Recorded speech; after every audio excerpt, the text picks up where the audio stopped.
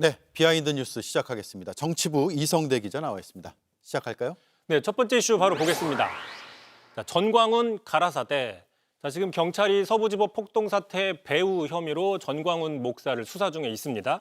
자, 오늘은 전광훈 씨가 그 난동 가담자들을 가스라이팅, 그러니까 심리적으로 지배했다라는 표현을 영장에 적시한 이유에 대해서 설명을 했는데, 다시 얘기하면 목사로서 종교적인 신앙심을 악용했다, 뭐 이런 혐의를 받고 있다라는 겁니다. 예. 자, 그러다 이제 전광훈 씨가 강력하게 반발을 했었는데요. 먼저 그 발언 들어보겠습니다.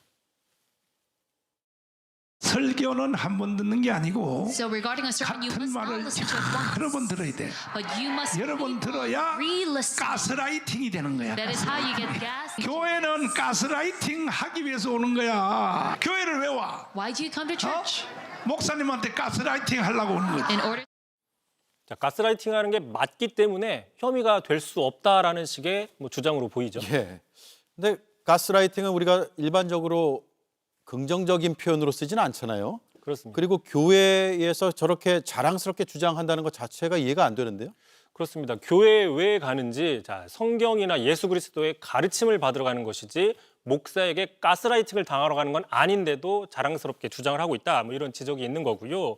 자, 그런데 이 전광훈 목사의 주장대로 그동안 교인들을 가스라이팅 해왔다라는 분석도 이미 나온 적이 있습니다. 예. 지난 5월이었는데요. 당시에 그 한 집회 참석 할당 그 인원들을 채우지 못했다면서 교회 관계자들에게 머리 박아라 이런 식 가혹 행위를 해서 논란이 된 적이 있었는데 당시 전문가의 분석이 있었습니다. 분석 들어보시죠. 예. 전광훈 목사를 거의 예언자, 더 나아가서 메시아급으로 생각하면서 신봉하는 사람들이 있기 때문에 그가 하는 말에 대하여 가스라이팅이 오래되고 세뇌가 된 결과로 무슨 일을 시키든지 간에 그대로 순종하는 것이.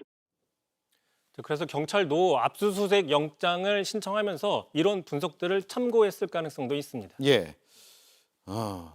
무슨 일을 시키든지 그대로 순종하게 되는 것이다. 이런 분석이 충격적인데 목사가 신도를 가스라이팅 한다면 제대로 된 교회라고 보기는 어려운 거 아니겠어요?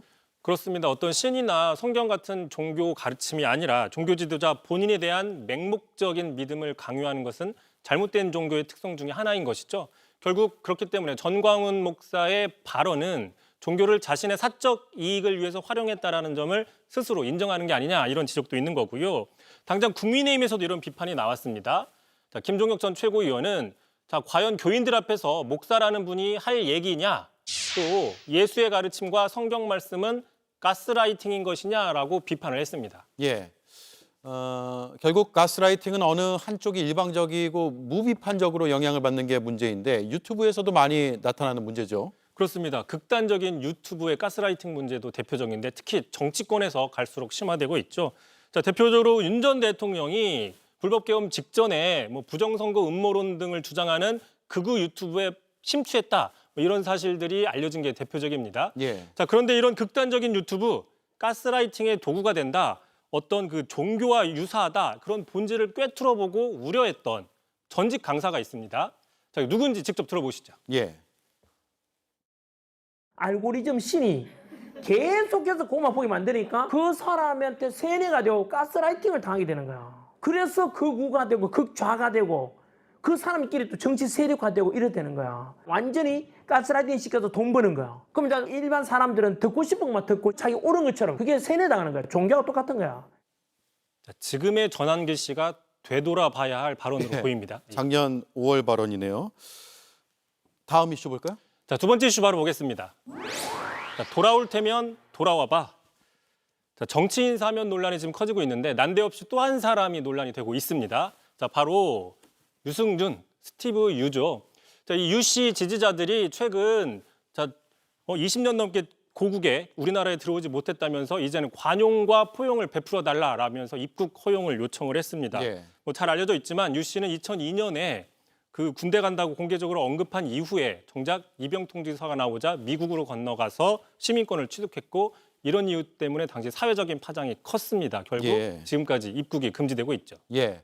잊을만 하면 한 번씩 언급이 되는 것 같습니다. 그런데 아예 사면 대상이 아니라면서요? 그렇습니다. 일단 유 씨 같은 경우에는 애초에 이 병역 기피 혐의가 우리나라 사법 체계 안에서 제대로 처벌받지 못했기 때문에 사면 대상조차 되지 않는다라는 분석이 있는 거고요. 자, 결국에는 입국을 허용해 주냐 여부가 쟁점인데 그동안 국민적 정서나 사회적 혼란 등을 우려로 우리 정부는 입국을 거부해 왔습니다. 자, 그런데 20년 넘게 정권 교체가 여러 번 됐었죠. 자, 그런데 보수와 진보 정권 모두 법무부가 입국을 거부해 왔던 것은 유 씨에 대한 입국을 승인하는 것보다 거부하는 실익이 더 크기 때문이었다. 이런 예. 분석이 있는 거고요.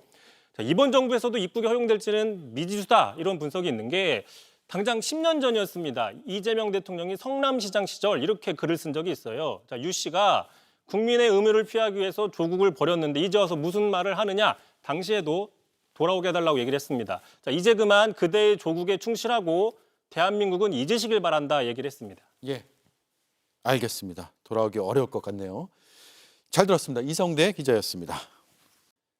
JTBC 뉴스를 시청해 주셔서 고맙습니다. 저희는 저녁 6시 30분 뉴스룸에서 뵙겠습니다.